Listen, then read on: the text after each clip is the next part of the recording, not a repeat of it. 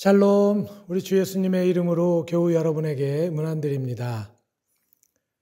오늘 성경 말씀의 제목은 부활의 산 소망입니다.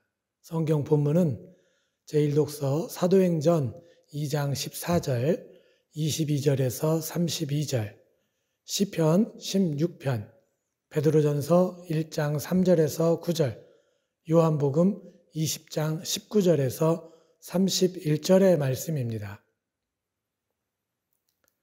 당신이 과거로 돌아간다면 어느 때로 돌아가고 싶은가라는 질문이 있습니다.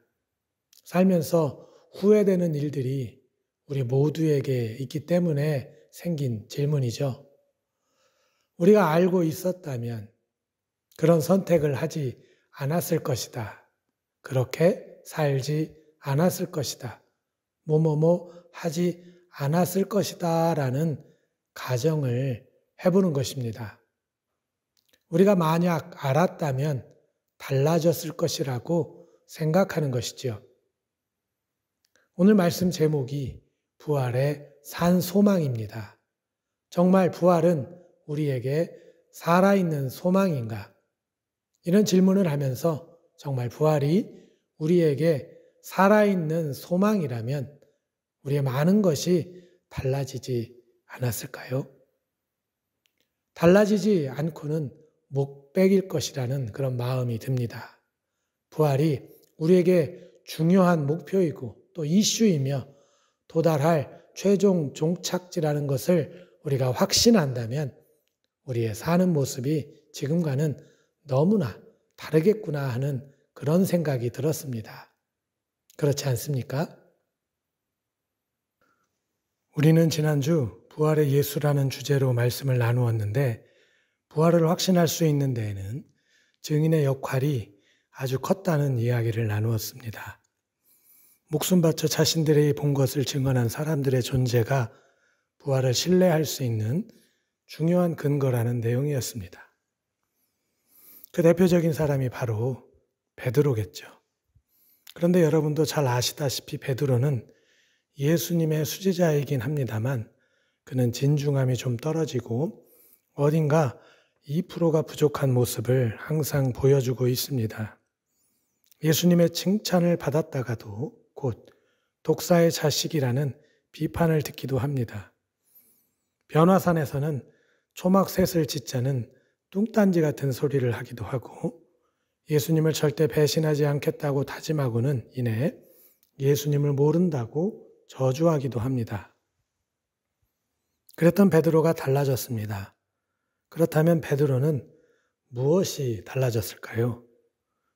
사도행전 2장의 말씀을 보면 베드로가 청중들을 향해 설교를 하고 있습니다. 무슨 설교입니까? 예수님에 대한 이야기입니다. 그런데 그가 말씀을 전하는 태도를 보면 담대함을 엿볼 수가 있습니다. 전과 같이 내뱉은 말을 책임지지 못하던 모습이 아니라 자신이 하는 말에 확신을 가지고 전하고 있다는 인상을 받게 합니다. 베드로가 이토록 달라진 이유는 무엇입니까? 그것은 부활에 대한 확신 때문입니다. 예수님을 하나님의 아들로 예수님께서 세상에서 행하신 사역이 가진 의미를 이제는 믿기 때문입니다.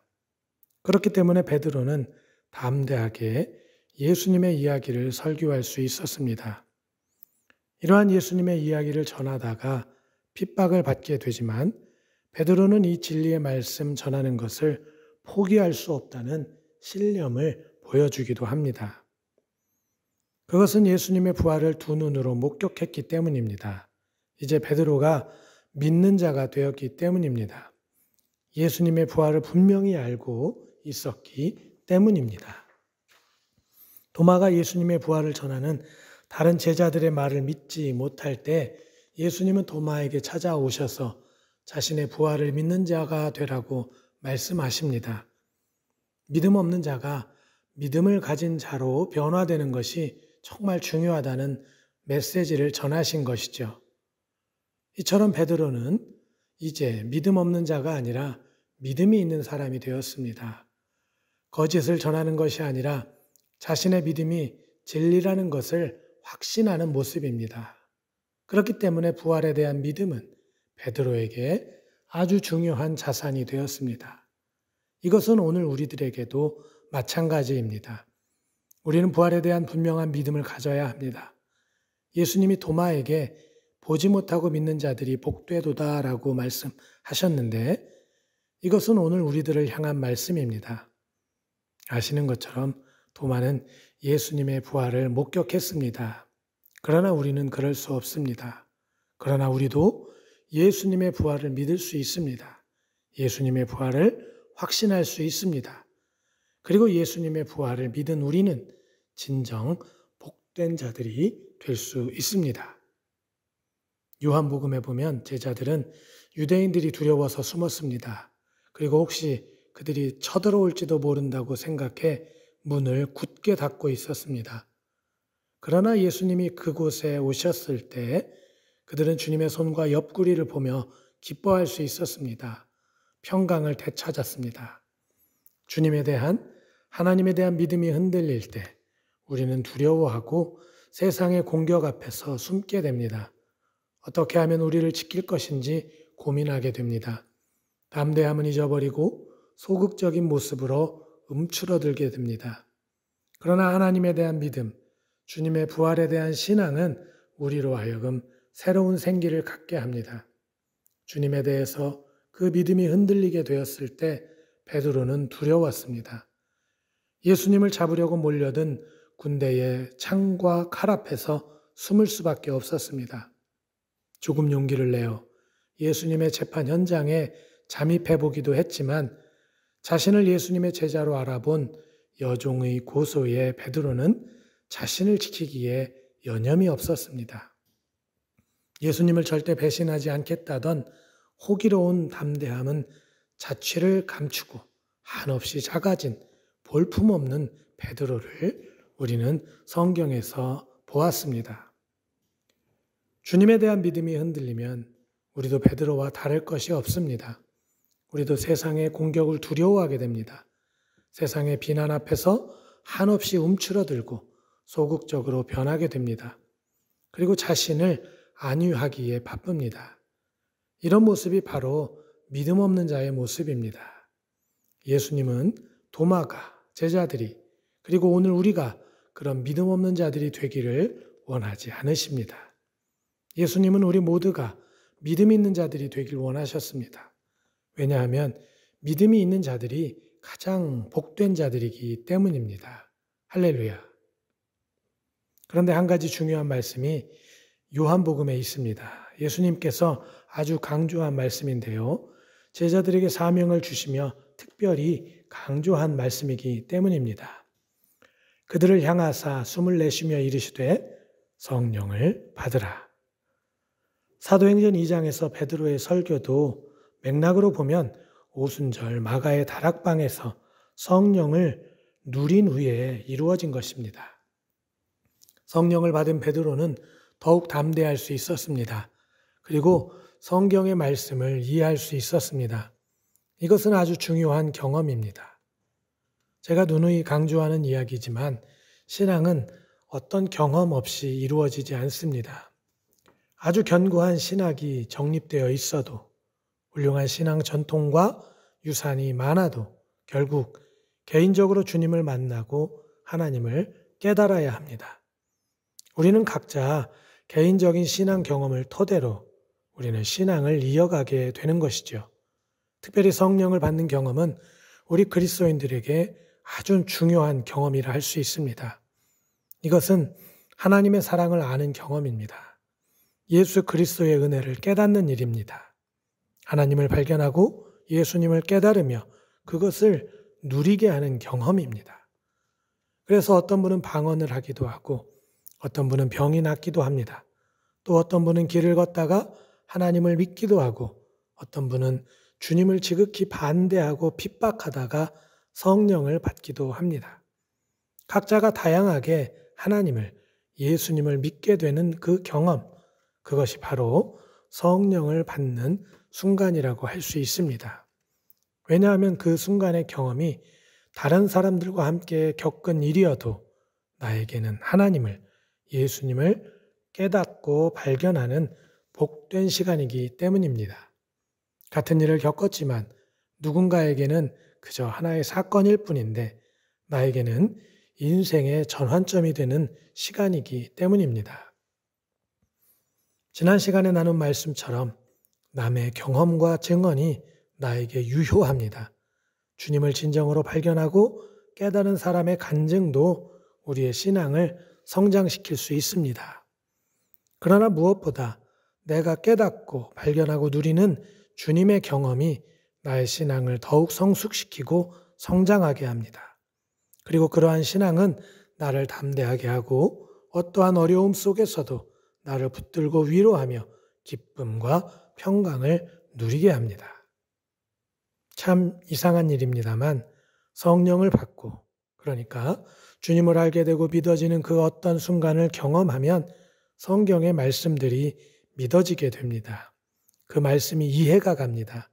그 말씀에 등장하는 인물들의 마음이 느껴집니다. 전에는 성경의 말씀이었던 그러니까 나와는 좀 거리가 있는 구절들이었다면 이제는 나와 아주 깊은 관련이 있는 말씀들로 읽어지게 된다는 의미입니다. 성경의 말씀들이 아주 좋은 교훈의 말씀들이지만 믿음이 없으면 우리의 가슴에 큰 울림을 주지는 못합니다. 하지만 주님을 알고 믿어지면 생생한 삶의 현장에서 만나는 말씀으로 읽혀지게 된다는 이야기입니다.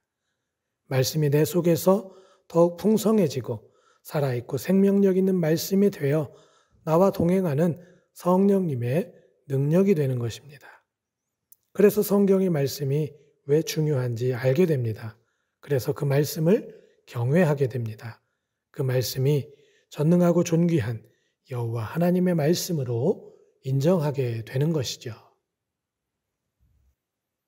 서두에 우리가 과거로 돌아간다면 정말 많은 것이 달라질 것이란 이야기를 꺼냈습니다. 왜 그렇습니까? 우리가 살면서 무언가를 깨닫고 알게 되었기 때문입니다.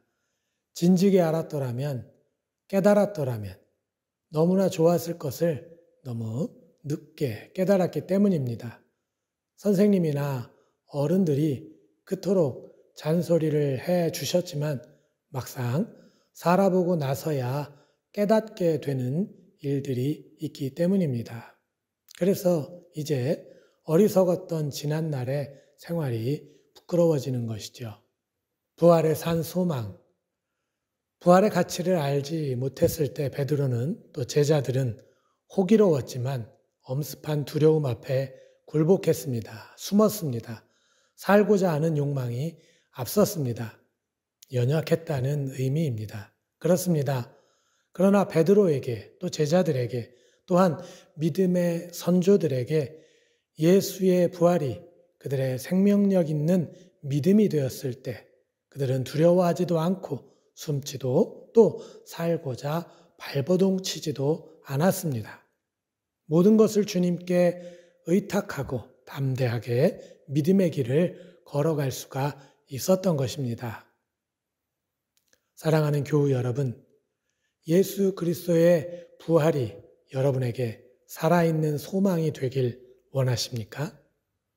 그렇다면 베드로를 비롯한 예수님의 제자들이 증언한 그 증언을 신뢰하시기 바랍니다. 또한 성령을 받으시기 바랍니다. 하나님이 믿어지고 주님의 은혜가 생생하게 믿어지도록 기도하시기 바랍니다. 성경에 기록된 모든 말씀이 나를 위한 말씀인 것을 깨달아지기를 묵상하시기 바랍니다. 오늘 세상의 많은 사람들은 하나님이, 주님이 나와 상관이 없는 것처럼 살아가고 있지만 여러분에게 예수님은, 하나님은 그 무엇과도 바꿀 수 없는 귀한 분이 되시기를 기도하시기 바랍니다. 주님을 몰랐을 때 우리는 두려움에 떨 수밖에 없었고 다가온 어려움 앞에 낭망할 수밖에 없었고 작은 실패에 세상이 무너진 듯 절망할 수밖에 없었습니다. 부활의 예수, 사망 권세를 이기시고 승리하신 예수님은 여러분에게 담대함을, 여러분에게 평강을, 여러분에게 기쁨과 소망을 선물로 주실 것입니다. 그러므로 이제 예수님의 부활의 승리가 저와 여러분 모두에게 산 소망이 되시기를 예수님의 이름으로 간절히 축원드립니다. 할렐루야.